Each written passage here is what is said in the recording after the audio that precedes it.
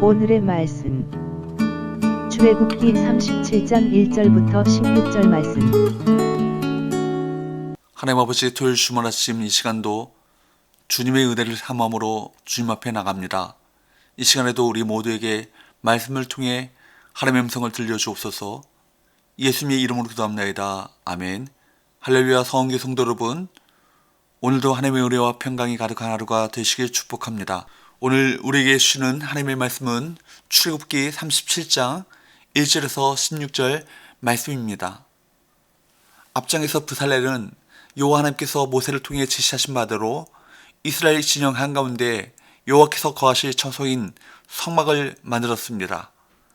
브살렐은 25장에서 하나님이 명령하신 대로 성막 안에 둘 증거궤와 진설병을 만들었습니다. 1절과 2절, 브살렐이 조각목으로 궤를 만들었으니 길이가 2규빗 반, 너비가 1규빗 반, 높이가 1규빗 반이며 순금으로 안팎을 싸고 위쪽 가장자리로 돌아가며 금태를 만들었으며, 오늘 본문의 첫 구절은 브살렐이 궤를 만들었다는 말로 시작합니다. 브살렐은 성막의 벽을 만드는 재료와 동일하게 순금으로 싼 조각목으로 궤를 만들었습니다. 오늘 본문이 들어있는 37장에서 38장은 25장부터 31장까지의 말씀과 짝을 이룹니다. 차이나는 점은 37장, 38장에는 브살렐이 성막 기물들을 만든 것으로 되어 있다는 점입니다. 그러나 실상은 브살렐 혼자 이것들을 만들었다기보다 제작을 지휘했다고 보는 것이 적절할 것입니다. 하나님께서는 그에게 특별한 재능을 가진 동료 오홀리압과 여러 기술자들을 허락하셨고, 각종 기술자가 브살렐의 지휘를 받아 하나님의 명령대로 증거궤를 만들었다고 이해해야 합니다. 하나님의 뜻은 이와 같이 동역과 충성을 통해 이루어지는 것입니다. 이 궤에는 하나님께서 이스라엘 백성에게 주신 십계명의 두 돌판을 넣어 보관했습니다. 하나님께서 주신 약속의 증거인 증거판을 담고 있기에 이 궤를 증거궤라고 불렀습니다. 3절에서 5절 말씀과 같이 증거궤의 양면에는 금고리 넷을 만들어 거기에 금을 두른 채를 꿰어 이동이 가능하게끔 만들었습니다.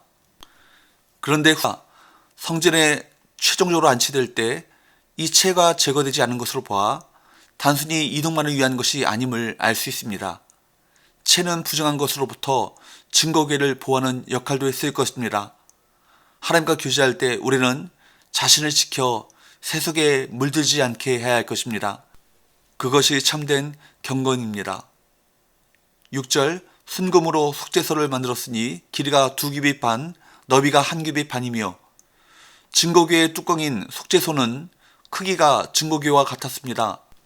그리고 7절에서 9절까지의 말씀과 같이 속죄소 양평 끝에는 금으로 쳐서 만든 두 그룹을 고정시켰습니다.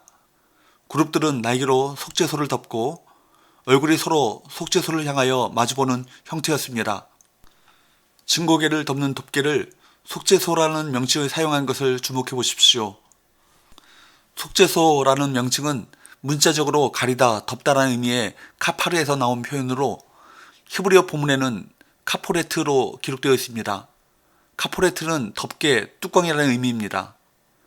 그런데 이 표현은 성경에서 오직 증거궤의 뚜껑을 가리킬 때만 사용되었습니다.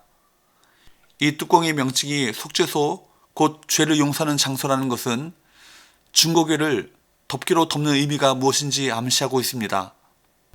그것은 바로 여호와께서 이스라엘 백성의 죄를 덮어 보이지 않게 하심으로 용서를 베푸신다는 의미입니다. 증거궤의 뚜껑인 속죄소는 순금으로 만들어졌으며 양쪽 끝에는 그룹들이 서로 날개를 펴서 속죄소를 덮는 형상이었습니다. 하나님께서는 속죄소에서 이스라엘 백성들을 만나겠다고 출애굽기 25장 22절에서 약속하셨습니다. 이처럼 하나님께서 죄를 덮어주실 때 우리는 거룩하신 하나님께 나갈 수 있습니다. 죄를 용서받고 하나님께 나갈 수 있는 것이 하나님의 백성의 특권인 것입니다. 이 속죄소는 하나님께서 강림하여 은혜를 베푸시는 자리라는 의미로 시은좌라고도 합니다. 그런데 속죄소가 증거궤의 덮개 기능보다 더욱 중요한 것은 그곳이 하나님께서 이스라엘 백성과 만나기 위해 친히 정하신 곳이며 동시에 그곳에서 이스라엘 자손을 위한 명령을 이루시기로 약속하셨다는 사실입니다. 그렇습니다. 구약의 하나님은 증거의 위 속죄소에 임하셔서 친히 말씀하시고 거룩함과 영광을 보시며 은혜를 베푸셨습니다. 신약의 성도인 우리는 언제나 예수 그리스도를 통해 은혜의 보좌 앞에 담대히 나갈 수 있습니다. 10절에서 12절까지의 말씀을 보면 부살렐은 역시 동일한 방법으로 조각목과 순금을 사용하여 상을 만듭니다. 이 상은 25장 23절부터 30절까지의 말씀에서 말씀하셨던 진설병, 하나님께 바치는 거룩한 떡을 진열해 놓는 상입니다.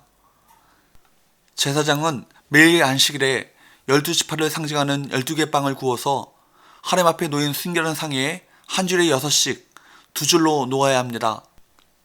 이는 마치 두 개의 호마노에 각각 6지파의 이름을 새겨 이스라엘 자손을 위한 기념석으로 사용했던 것과 같습니다. 진설할 빵은 성소에 임재하신 하나님을 예배하는 데 필요한 주된 요소입니다. 그것이 성소에 내재한 하나님의 임재를 나타내 주기 때문입니다. 진설한 빵은 제물로 이해되어 일주일간 여호와 앞에 놓였다가 정기적으로 안식일마다 새 빵으로 대체되었습니다. 그 빵은 백성이 받은 소유물 가운데서 하나님께 구별해 바친 몫임을 깨닫게 해줍니다. 이처럼 진설할 빵을 바치는 것은 이스라엘 안식일을 준수하는 것과 마찬가지로 영원한 언약의 의무였습니다. 그러므로 이 빵은 매주 이루어지는 언약의 갱신을 의미하며 하나님과의 지속적인 교제를 상징합니다. 그 다음 13절에서 16절 말씀을 보면 금고리 넷을 만들어 네 모퉁이에 달아 상을 매는 채를 꿰게 했습니다. 채는 조각목으로 만들어 금으로 쌌고 또 상 위에는 진설병을 두기 위한 다른 기구들도 준비되었습니다. 대접은 진설병을 놓기 위한 기구였습니다. 숟가락으로 번역된 히브리어 카프는 일종의 작은 냄비로 그 위에 향유를 두었습니다. 이 향은 진설병과 함께 상 위에서 드려지는 예물입니다. 그리고 잔과 병은 포도주를 위한 기구입니다. 이 진설병 상이 갖는 의미는 모세와 이스라엘 장로 70여 명이 하나님과 언약을 맺고 하나님 앞에 먹고 마신 것을 기념하는 관점에서 이해할 것입니다. 또한 이 상에 놓인 빵과 포도주는 예수 그리스도 안에서 하나님 앞에 나아가는 우리가 누리는 놀라운 은혜를 상징합니다. 하나님께서 당신의 백성에게 임재하셔서 친밀하게 교제하시는 모습이 바로 진설병 상을 통해 나타나는 것입니다. 우리는 이 땅에 살면서 하나님께서 공급해 주시는 영적 육적 양식을 공급받아야 그 생명을 유지할 수 있습니다. 성막의 핵심이라고 할 수 있는 증거궤는 하나님과 맺은 언약의 내용을 그대로 보여주고 있습니다. 하나님께서는 증거궤를 통해 당신의 거룩함과 은혜와 영광을 보여주시며 그것을 유지하길 원하십니다. 진설병상을 통해서도 하나님과 나누는 영적 교제의 중요성을 알 수 있습니다.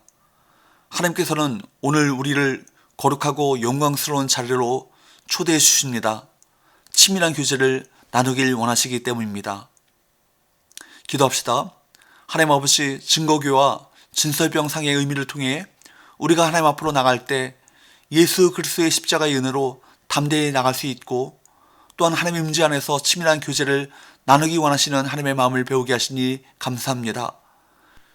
우리의 생명의 빵이 되신 예수 그리스도를 중심에 모시고 주님과 친밀한 교제로 주님과 동행하는 삶을 살아가게 하시고 오늘 부살렐이 여러 동역자들과 동역하며 충성으로 하나님의 사역을 감당했던 것처럼 우리 또한 동역하며 충성하여 하나님의 사역을 감당하게 하여 주옵소서. 예수님의 이름으로 기도합나이다. 아멘.